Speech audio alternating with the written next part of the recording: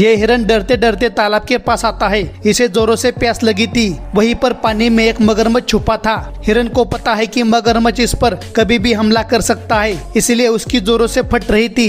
लेकिन मगरमच्छ उसके थोबड़े के सामने पानी में छुपा था। हिरन इससे पूरी तरह अनजान था। हिरन के नजदीक एक पंछी बैठा था। तभी उसके पास उसका दोस्त आता है और उसे बोलता है, अब देखना मगरमच्छ हिरन को कैसे पकड़ता है। आज लाइव शिकार देखने को मिलेगा। यह देख ये दोनों पंछी काफी खुश नजर आ रहे थे।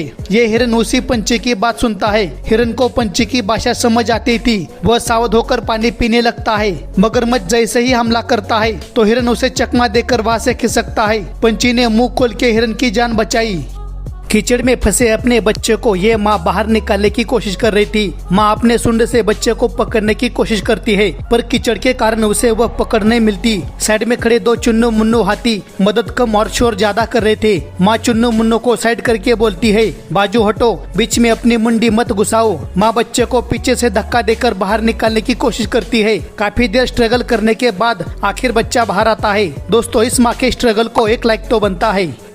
इस अकेले भैंस के बच्चे को ये हाइना घसीटते हुए कहीं तो ले जा रहा था। बच्चा मना करता रहा, लेकिन हाइना उसकी एक नहीं सुनता। जब हाइना जबरदस्ती करने लगता है तो बच्चा जोर जोर से चिल्लाने लगता है। शायद हाइना नहीं जानता कि जब कोई चलने से मना कर रहा हो तो उसके साथ जबरदस्ती ना करे। तभी हाइना चुपचाप वहाँ से चलने लगता है। आखिर बच्चे की माँ ने अपने बच्चे को इस ठरकी हाइना से बचाया। इस माँ की ममता को एक लाइक तो बनता है। मैदान में खड़े अकेले सुअर को ये 4 शेरनियां देखती है और उसे पकड़ने के लिए आगे बढ़ती है। शेरनियों को देखते ही ये सुअर बिना चिल्लाए चुपचाप पतली गली से निकलने लगता है। शेरनियां आगे बढ़ती है और कुछ ही दूरी पर वे सुअर को घेर लेती है। शेरनियां तुरंत सुअर पर हमला करने के लिए आगे बढ़ती है। शेरनियों को देखते ही सुअर बिना डरे उनको बोलता है, खबरदार अगर मुझे छूने की कोशिश की तो। तभी ये शेरनी सुअर की मुंडी पकड़कर बोलती है, क्या करेगा रे तू। शेरनियों के सामने ज्यादा घोड़ेबाजी करने के चक्कर में सुअर ने अपनी जान गंवाई।